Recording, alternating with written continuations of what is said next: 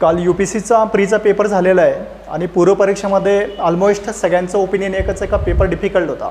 आता दिल्लीमध्ये काही स्टुडंट्स आहेत आणि इवन काही महाराष्ट्रातले किंवा काही महाराष्ट्राच्या बाहेरचे काही स्टुडंट्स आहे त्यांच्याशी डिस्कस केल्यानंतर सगळ्यांना एकच आहे की पेपर हा डिफिकल्ट होता. आता डिफिकल्ट होता म्हणजे काय होतं तर पहिले त्याचं कारण आहे पेपर हा अनप्रिडिक्टेबल पॅटर्नमध्ये विचारलेला होता. अनप्रिडिक्टेबल पॅटर्नने विचारलेला होता, त्याचं हे पहिलं कारण आहे. आता अनप्रिडिक्टेबल पॅटर्नमध्ये विचारलं होतं म्हणजे काय तर ऑलमोस्ट दरवर्षी प्रश्न जे विचारले जायचे ना तर हे याची आपली ओळख होती तसं. पण ह्यावेळेला जे प्रश्न विचारले गेले होते हे थोडंसं वेगळ्या पॉईंट ऑफ व्ह्यूने विचारलेले होते. पहिले कसं होतं की which of the above statements are correct किंवा इनकरेक्ट हे विचारलं जायचं. यावेळेला मात्र how many statements are correct, how many statements of the above are correct, how many आलं लक्षात, हाऊ मेनी विचारलेलं होतं. आणि ऑफकोर्स का ऑप्शनमध्ये दिलं जायचं मग only 1 statement is correct, only 2 statements are correct, only 3 statements are correct आणि नन असायचं, असं ऑप्शन ह्यावेळेला होतं. त्याच्यामुळे ऑफकोर्स मित्रांनो या टाईपच्या प्रश्न सॉल्व करत असताना इलिमिनेशन टेक्निक जे ना त्यांनी वर्क केलेलं नाही आहे किंवा लॉजिकल गेसिंग जे आहेत ना ते फारसं जास्त करता आलेलं नाही आहे. मग आता ह्या टाईपचे क्वेश्चन्स हे किती होते तर ऑलमोस्ट 47 क्वेश्चन मी स्वतः अटेम्प्ट केलेला पेपर, मी स्वतः अटेम्प्ट केलेला म्हणजे प्रिंटआउट काढून मी घरी सॉल्व केलेला आहे. ठीक आहे, तर 47 क्वेश्चन्स या पॅटर्नमध्ये विचारले गेलेले आहेत. आणि तुम्हाला मी पेपर दाखवतोच मी की जर बघितलं गेलं तर ते कशा टाईपने प्रश्न जे आहेत ना ते विचारले गेलेले आहेत. बघा, you can see here the questions.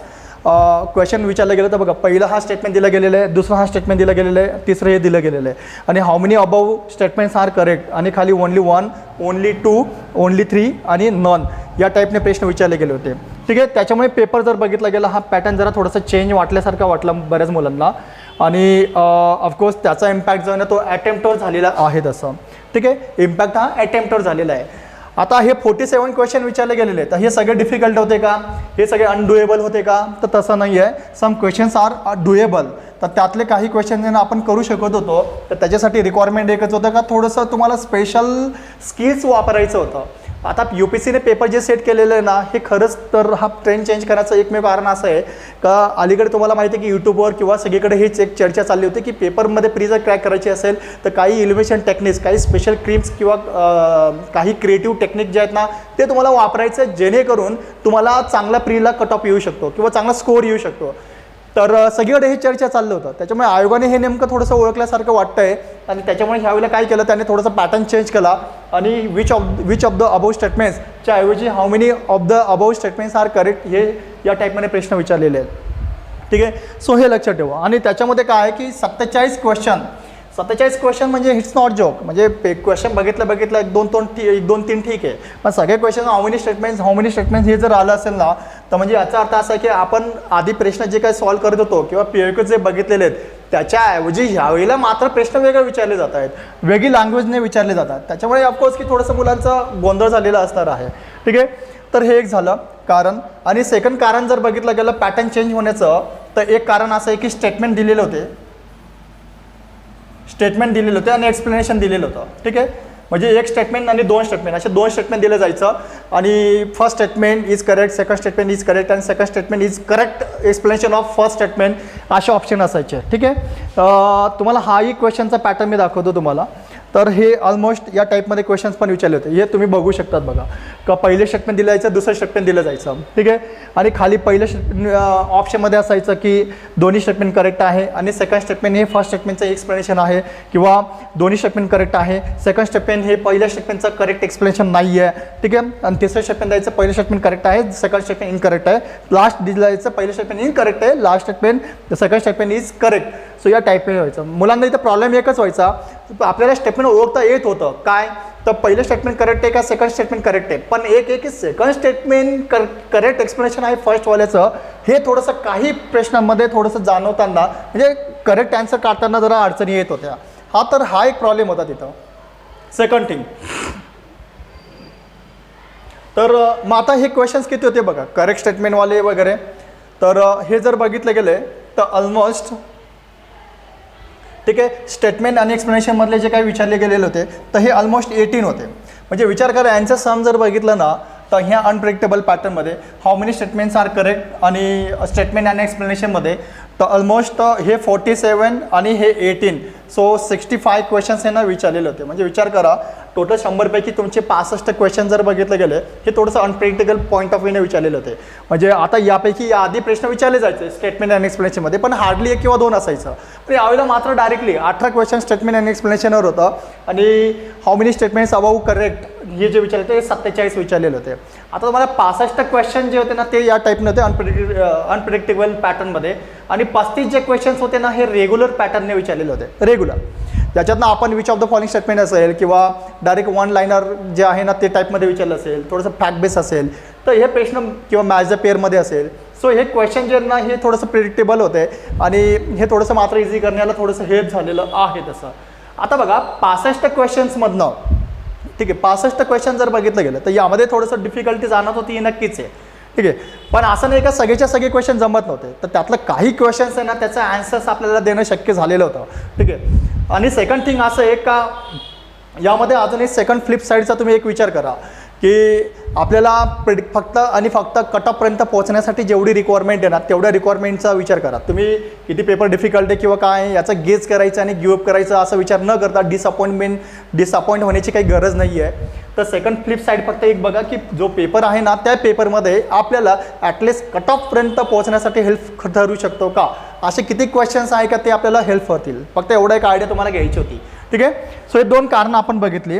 आणि तिसरं जर कारण जर बघितलं गेलं तर त्याच्यामध्ये बघा की काही सरप्राईज क्वेश्चन होते. काही सरप्राईज क्वेश्चन्समध्ये किती होते, साधारणपणे 3 ते 4 क्वेश्चन. जसं की होमगार्डवर होता, ठीक आहे, त्याला पण थोडंसं लॉजिक लावता येत होतं, ठीक आहे. होमगार्ड होता, कधी स्पोर्टर विचारले गेले नव्हते याच्या आधी, पण यावेळेला स्पोर्टर 2 ते 3 2 क्वेश्चन्स विचारले गेलेले आहेत, ठीक आहे. आणि त्याच्यानंतर जर बघितलं गेलं काही प्लेसेस हे ना न्यूजमध्ये होते, पण हे प्लेसेस जर बघितले गेले हे कोणते होते, काही छोटे छोटे रिजन होते की त्याच्यामध्ये काही कन्फ्लिक्ट असेल किंवा वार चालू असेल किंवा काही सिव्हिलियन इन्सर्जन्सी चालू असेल, तर हे काही न्यूजमध्ये होते आणि ते कोणत्या कंट्रीमध्ये लोकेट होतात ना हे विचारलेलं होतं मॅच द पेअरमध्ये. सो हे सुद्धा अनप्रिडिक्टेबल सरप्राईजमध्ये होतं तसं, ठीक आहे. त्याच्यामुळे काही क्वेश्चन 8 ते 10 क्वेश्चन जे ना ते हे नवे स्टाईलमध्ये विचारले गेलेले आहेत. त्यामुळे पेपर जर बघितला गेला थोडासा पॅटर्न चेंज झाल्यासारखं आहे तसं.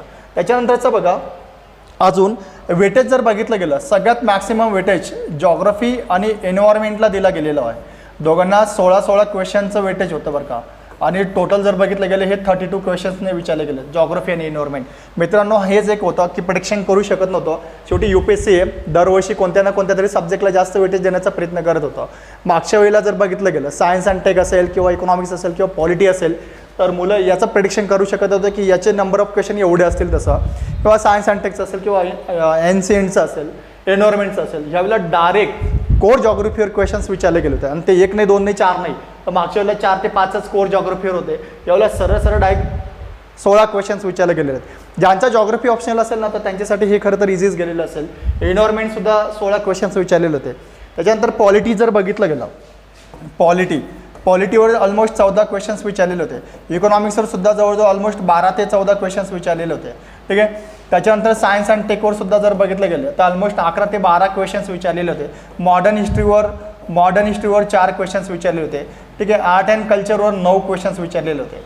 सो आणि करंट अफेअर जर बघितला गेला, करंट अफेअरमध्ये सुद्धा यांना इंटरनॅशनल करंट अफेअरवर जसं की इंटरनॅशनल ऑर्गनायझेशन असेल वगैरे वगैरे त्यांच्यावर क्वेश्चन्स विचारले गेलेले होते इंटरनॅशनल करंट अफेअरवर, ठीक आहे. सो एक लक्षात ठेवा, फक्त प्रिडिक्टेबल पॅटर्न एकच होता की पॉलिटी जो सेक्शन होता ना 14 क्वेश्चन्स, त्यामध्ये फक्त पॉलिटीचं टॉपिक सगळ्यांनाच माहिती होते, फक्त थोडंसं ट्रिकी करून विचारलेलं होतं.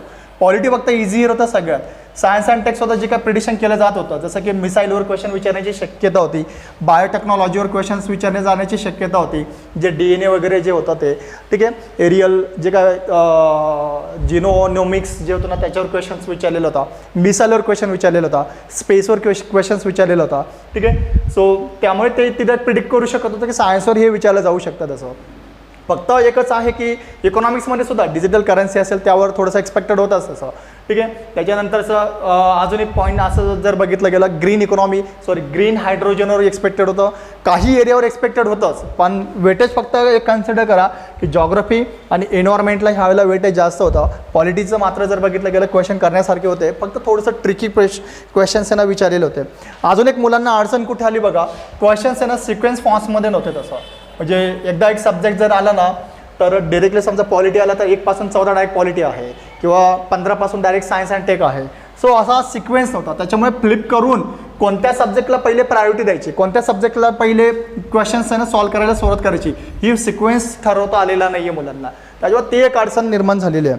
ठीक आहे. सो ऑलमोस्ट ही 4 ते 5 हे जे 4 ते 5 ज्या काय अडचणी आहेत ना त्याच्यामुळे मुलांना अडचणी आलेल्या आहेत. त्यामुळे अटेम्प्ट हा आहे ना अटेम्प्टवर त्याचा इम्पॅक्ट झालेला आहे. पण सेकंड साईडने विचार करा मित्रांनो, ऑफकोर्स हा पेपर सगळ्यांनाच डिफिकल्ट गेलेला आहे, सगळ्यांनाच ही अडचण निर्माण झालेली आहे.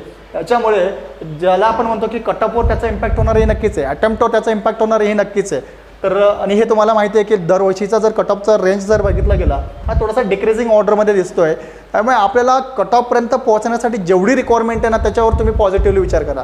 जे डिफिकल्टी लेवल आहे, जे पॅटर्न चेंज करून ज्याला आपण म्हणतो की डिसअपॉइंट होण्याची गरज नाही आहे, पॅनिक होण्याची गरज नाही आहे. नेक्स्ट इयरमध्ये आपल्याला फक्त फाइंड आउट हे करायचं आहे की कोणते फॅक्टर्स, कोणते एलिमेंट्स असे आहेत की ज्याचा ह्यूज रोल प्ले करणार आहेत, ज्याच्यामुळे आपल्याला प्री क्लिअर होण्यासाठी सपोर्ट करणार आहे. ठीक आहे. सो हे फॅक्टर्स फक्त आपल्याला शोधून काढायचे आहेत तसं. ओके. सो या पॉईंट आपण बघा. आणि ऑफकोर्स की UPSCला थोडंसं अप्रिशिएट करण्यासारखंच आहे की काही स्पेशल स्किल त्यांनी वापरलेलं आहे की ज्यातनं थोडंसं पॅटर्न चेंज केलेलं आहे आणि त्याच्यामुळे आपल्याला थोड्याशा अडचणी निर्माण झालेल्या आहेत. खरं तर ह्या 2 टाईपचं 3 ते 4 टाईपचे जे काही क्वेश्चन्स होते ना त्याच्यामुळे थोडंसं प्रिडिक्शन चुकलेलं आहे आणि त्याचा इम्पॅक्ट हा सगळ्या मुलांना झालेला आहे. ओके. Thank you so much. पुढे आपण आता सब्जेक्ट वाईज एक्सप्लेनेशन घेणार आहेत.